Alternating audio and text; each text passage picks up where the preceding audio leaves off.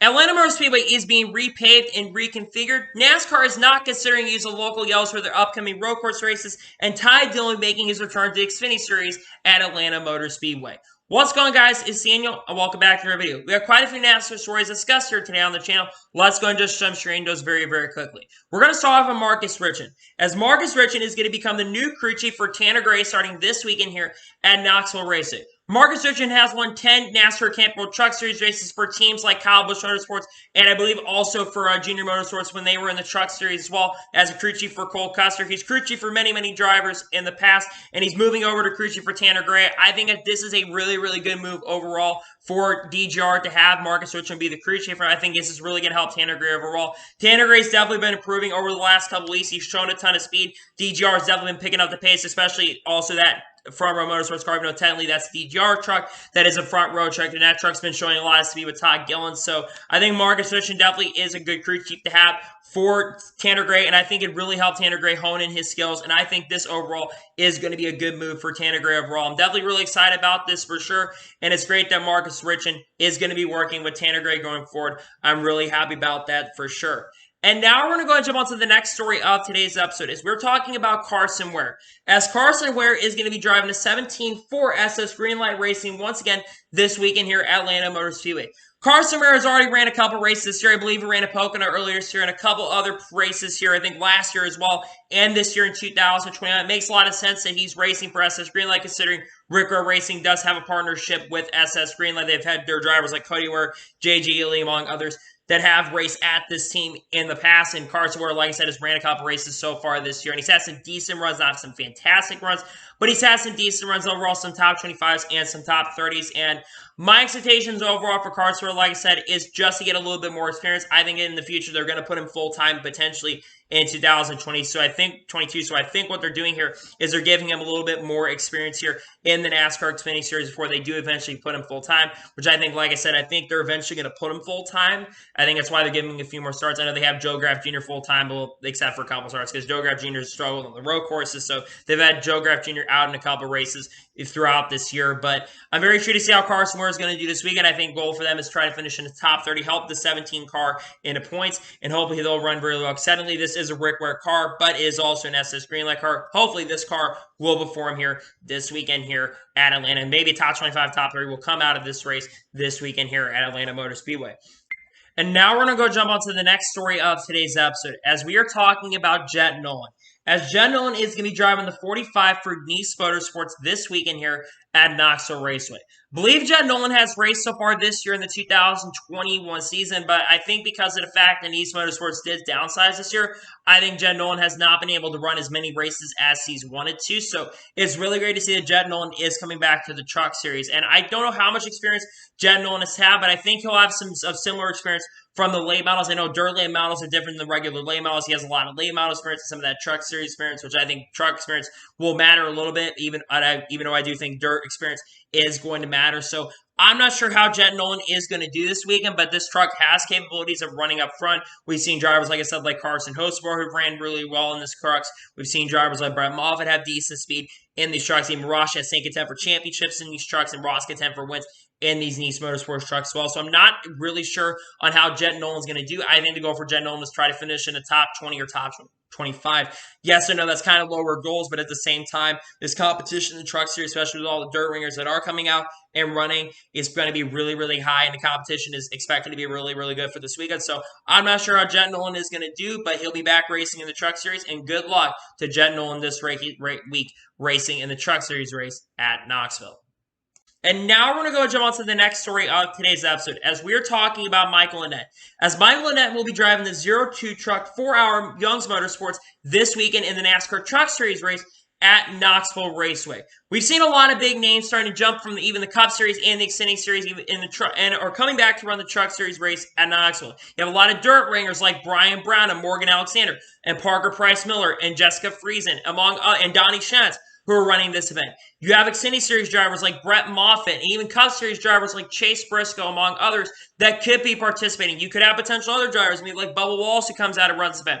Maybe Kyle Larson, that eventually does and come run this event.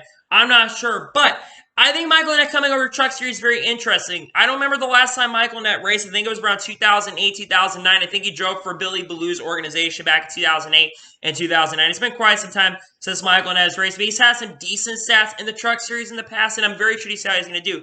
I don't know how much dirt experience Michael Annett has had in the trucks in dirt racing in the past either. I think he's ran some dirt lane models past.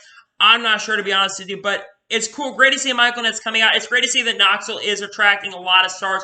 We're probably going to know the entry list very, very soon on who else is going to be running. They haven't released the entry list yet and who else is going to be racing. But I'm very intrigued to see how Michael Annett is going to do this weekend. I'm very excited about that for sure. And welcome Michael Annett back to the NASCAR Truck Series, and he'll be making his first start in quite some things since about 2009 or 2010, since the last time he's raced. Great to see that Michael Annett is making his return to the NASCAR Truck Series. And now we're going to go jump onto the next story of today's episode, as we are talking about Ty Dillon.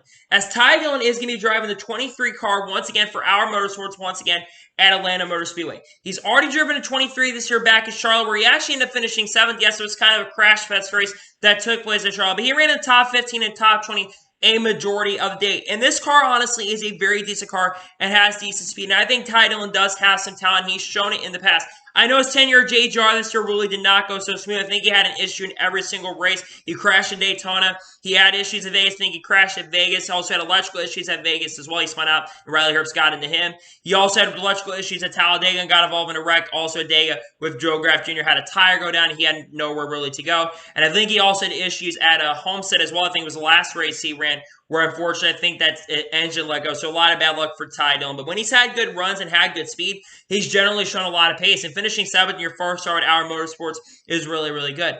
I'm not still going to have really crazy expectations for Ty Dillon this weekend at Atlanta Motor Speedway. He does, like I said, he does have a lot of experience here at Atlanta. I don't think he's won here, but he's contended for top 5s and top 10s when he's drove for his grandfather in RCR. So I think overall for me, the goal for Ty Dillon, in my opinion, is to try to finish in maybe the top 15. I think that would be a really, really good goal in his 23 car. It's had capabilities of finishing in the top 10. We see Brett Moffitt run a top 10 quite a few races, and his 23 car has had quite a bit of top 15 speed. So I'm not sure how he'll do, but I'm very intrigued to see how he'll do. I think the goal for them should be a top 15 or a top 20, and I'm definitely really excited to see what he'll do this weekend. And welcome Ty Dillon back to the NASCAR Xfinity Series. And if he does very well, maybe he'll go to another team. Maybe next year he'll go back to Cup Series. Maybe go back to Xfinity Series full time. I'm not sure, but I'm wishing Ty Dillon the best luck, and great to see that he is making his return to the NASCAR Xfinity Series.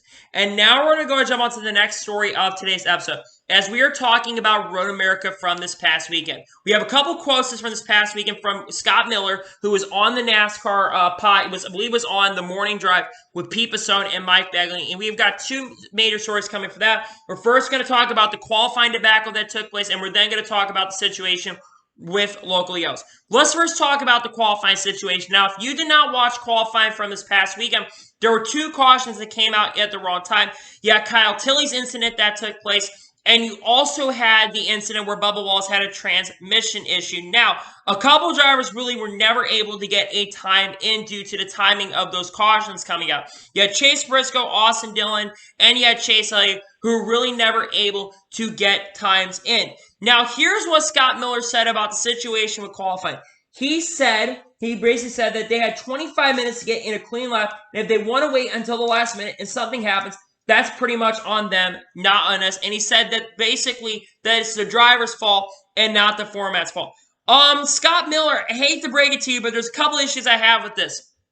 Number one, they were literally trying to make their attempt multiple times on the track, and they never got an attempt to complete a lap due to the timing of the cautions. Second of all, Chase Briscoe was literally a turn or two behind Denny Hamlin, and you let Denny Hamlin complete his lap, but you never let Chase Briscoe complete his lap. So you cannot tell me that it is the driver's fault in that situation. You're seriously going to blame the drivers for a faulty format when he easily could have just let the drivers that were literally on track when the driver, yes, was on the racetrack, was literally off track, who wasn't really going to be a hindrance. You couldn't let the drivers that were on the racetrack complete the qualifying lap before you decided, hey, let's go ahead and put the red flag on instead of being like, hey, let's just blame the drivers here because it's the driver's fault they had this driver's fault. Even though clearly it is your stinking fault for throwing those and literally screwing them over when you could have moved them off the racetrack and they were clearly off the track like Bubba Wallace's was when Chase Briscoe was clearly not his fault. The fact that you blame the drivers shows to me that honestly it's really, really stupid.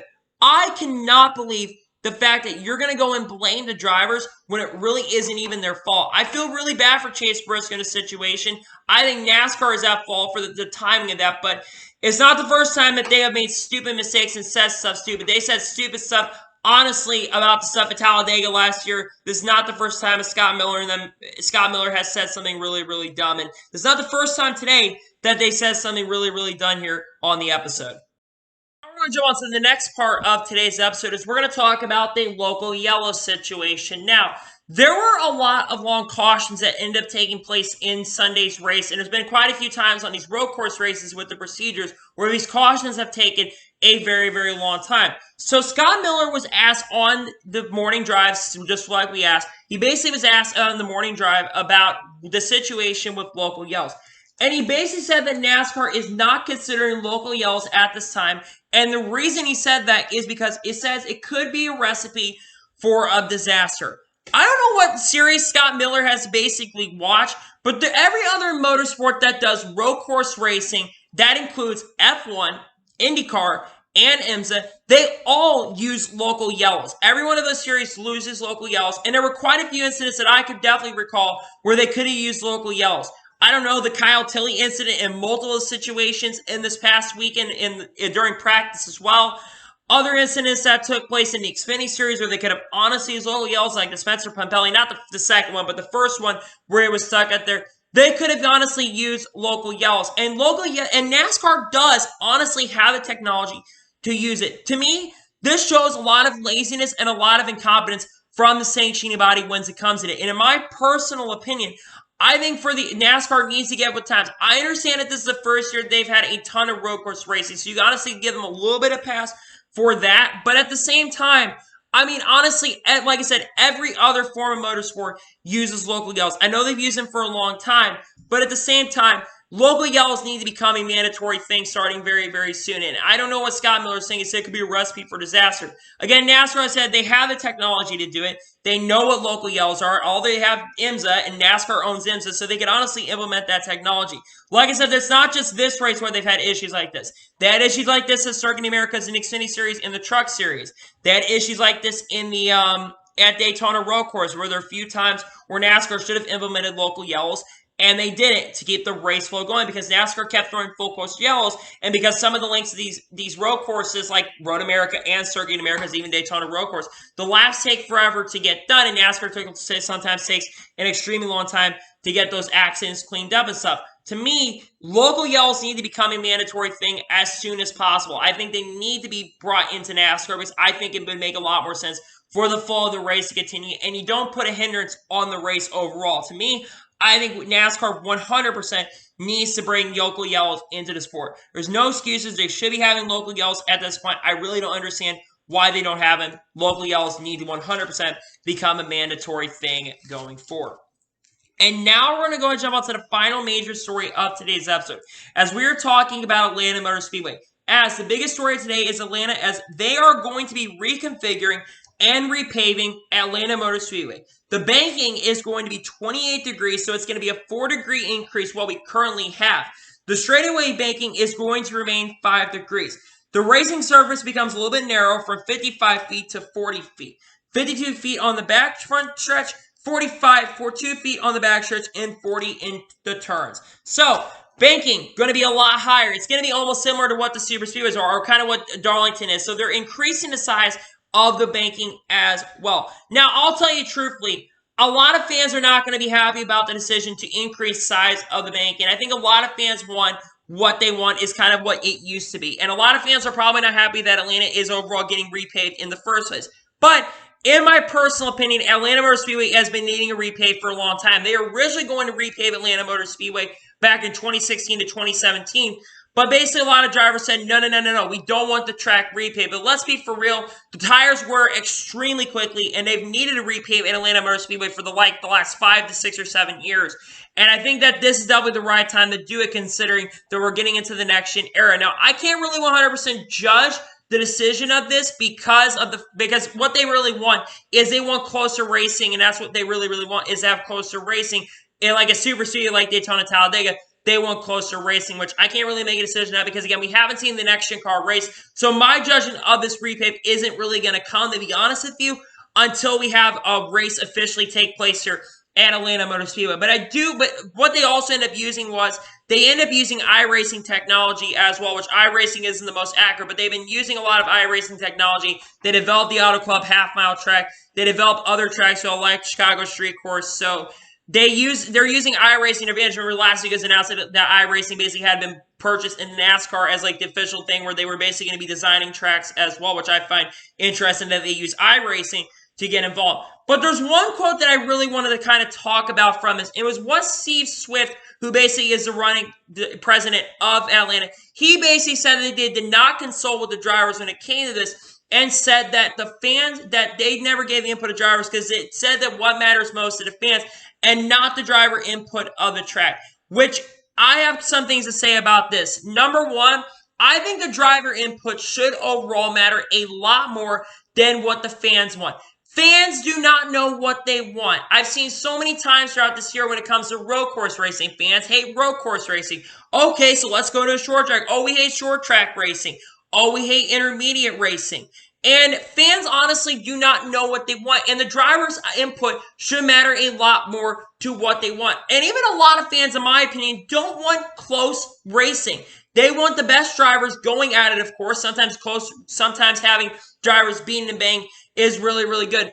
But close racing when you can't race and pack racing is not a great thing. If you want pack racing, go to Talladega or Daytona. If you want that. Fans don't want super speedway pack racing on intermediate tracks. And a lot of fans did not like what they saw at Texas Motor Speedway or Charlotte Motor Speedway at the All-Star race, even though those are All-Star events and they should be kept there. Fans don't like intermediate racing where they're side by side, they're basically close racing where you can't pass because of the dirty air. So it does look like the NA18D package is going to probably be coming back next year, which is really, really unfortunate, even though I've heard rumors it could be 650. They're probably bringing that back as well, which is really, really unfortunate. Again, we can't really 100% judge how this is going to do. Like I said, I think it's good that they are finally repaving. I think it has been needing repaving. If you can't 100% judge what the track is overall going to do until we have the 100% of repave confirmed through. But honestly, I just honestly hope that the racing doesn't get affected by it, and hopefully we still get the racing. Hope it's similar to what we got before, and we don't see always close racing, because again, close racing doesn't matter. When you have close racing, dirty air matters a lot more, but that's just my honest opinion on that. And yeah, they're finally repaving Atlanta Motor Speedway. They've been, like I said, they've been talking about it since last year, and they're finally going to be repaving here before the 2020 season. So this is going to be the last race that we're going to see at the regular Atlanta Motor Speedway, and tires are probably going to be really, really bad in that race, but this will be the last time we will be seeing Atlanta Motor Speedway for the repave going into 2022. This will also be the first time they are repaving Atlanta Motor Speedway in 2016, 26 years since back in 1996. So we'll have to see how the racing goes from there, but they are repaving Atlanta Motor Speedway. So, anyway, that is game for today's NASCAR news video. I want to thank you guys for watching. Please subscribe to the channel, notifications on so you're notified when a video does go live on my channel. Follow me on Twitter, Facebook, and Instagram. Support pages on the link description below for that, and comment your thoughts on today's video. How do you feel the racing is going to be with the new Atlanta configuration? Do you think it's going to be really, really good, or do you think it's going to suck? Let me know in the comments below.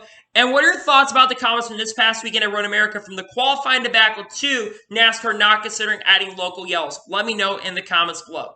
Anyway, like I said, I want to thank you guys for watching today's video, and I'll see you guys next time with some more great and awesome NASCAR content. Take care, everybody.